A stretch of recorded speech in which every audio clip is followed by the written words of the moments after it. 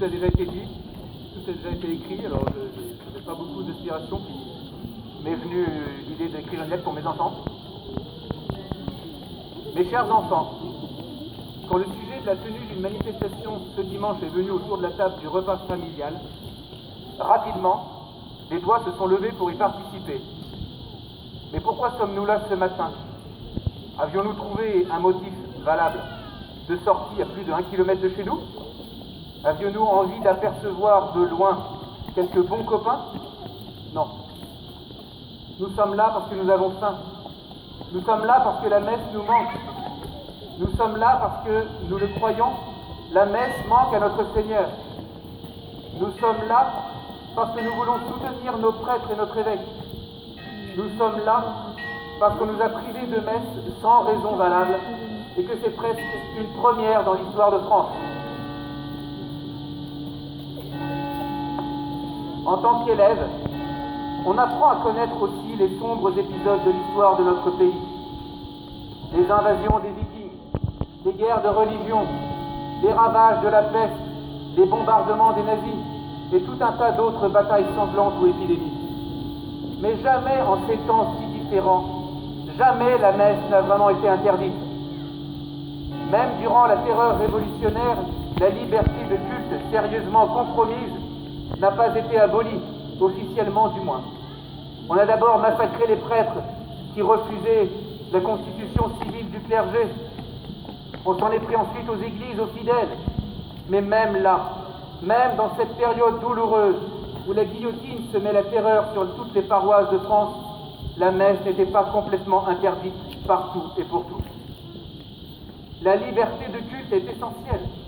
Les régimes politiques qui ont suivi depuis 2 siècles n'ont jamais pu l'abolir. Mes chers enfants, vous l'avez su, vous l'avez entendu, notre Premier ministre Jean Castex l'a très justement rappelé le 7 novembre dernier lors de l'hommage aux catholiques assassinés à Nice. Il a dit « La République ne transige pas avec la liberté de culte, c'est une liberté fondamentale. » C'était il y a tout juste 2 semaines. Alors pourquoi sommes-nous là ce matin, mes enfants? Nous sommes là parce que le soir même de l'intervention du Premier ministre, le Conseil d'État faisait goûter aux prêtres et aux catholiques la puissance de l'État en confirmant l'interdiction de célébrer les messes. Une interdiction réclamée par le président de la République pour ce nouveau confinement. Pour la 2e fois en quelques mois, le gouvernement nous prive de messe. La première fois au printemps, nous l'avions un peu mieux accepté, même si, souvenez-vous, il avait été douloureux de ne pas fêter Pâques. Cette première fois, nous l'avions un peu mieux accepté parce que nous étions privés de presque tout. Les écoles, collèges et lycées étaient fermés. La plupart des magasins étaient interdits. La plupart des entreprises étaient à l'arrêt. La plupart des trains et bus ne circulaient pas. Et surtout, il n'existait de protocole sanitaire nulle part. Rappelez-vous, c'était l'époque où le port du masque était inutile. Mais cette fois, mes chers enfants, les choses sont complètement différentes. Cette fois, les écoles, les collèges, les lycées sont ouverts. Cette fois, nombre de magasins trouvent un moyen d'ouvrir. Cette fois, les entreprises doivent continuer à tourner. Cette fois, il est possible de s'entasser dans un bus de ville. Mais cette fois, les messes demeurent interdites.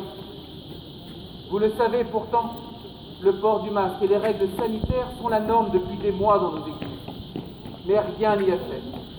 Le gouvernement a considéré qu'il était plus risqué de se retrouver à 10 ou 20 dans une vaste église ou dans cette immense cathédrale pour célébrer la messe que de s'entasser à 50 dans un bus.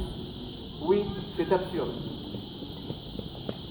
En passant en ville hier, vous auriez pu entendre au moins 2 autres manifestations. La première pour la liberté de la presse, la seconde pour la liberté d'instruction.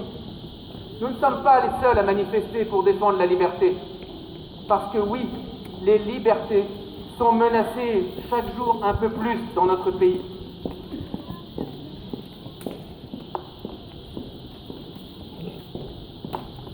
La liberté de culte n'y fait pas exception. Nous sommes là pour le rappeler ce matin. Alors bien sûr, vous entendrez aussi certains vous dire « se priver de messe, C'est un geste solidaire pour protéger les autres du coronavirus. Mais a-t-on pointé du doigt les églises comme étant des foyers de contamination? Non.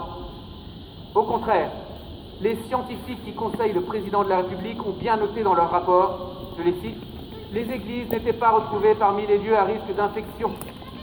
Alors pourquoi nous interdire d'y aller pour la messe, alors même que les écoles qui sont ouvertes représentaient, elles, pour le coup, dès le mois de septembre, le principal lieu de circulation du virus? Je sais que vous pouvez également entendre des amis vous dire « Et puis après tout, pourquoi réclamer la messe en vrai? Il y en a tant à la télévision ou sur Internet. C'est finalement pas si mal, en plus on n'a pas à sortir. » Y croyez-vous vraiment? Un joli reportage sur le Puy du Fou remplacera-t-il un séjour en famille dans le parc? Non.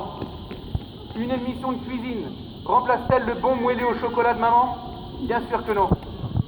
La vidéo d'un nouveau-né à la maternité remplace-t-elle un premier câlin avec ce petit frère? Là encore, c'est non.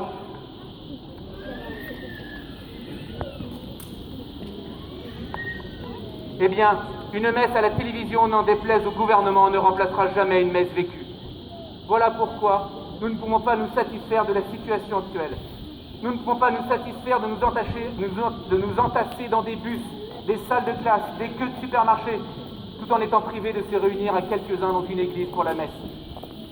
Pour finir, je vous félicite, mes chers enfants, d'avoir tenu à être là ce matin et tous les autres, d'avoir tenu à manifester que la messe vous manque, que nos prêtres vous manquent, que notre évêque vous manque.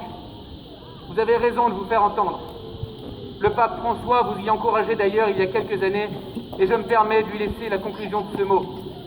Je cite, pardonnez les oreilles, « Mettez le bordel, mettez le feu dans les diocèses, ne restez pas enfermés dans vos communautés. L'Église doit sortir dans la rue, je n'apprécie pas les jeunes qui ne protestent pas. Nous ne voulons pas de jeunes mauviettes, nous ne voulons pas de jeunes qui se fatiguent vite, qui vivent leur vie épuisée avec l'ennui sur leur visage. Nous voulons des jeunes avec de l'espoir et de la force. Votre papa qui vous aime. Bravo.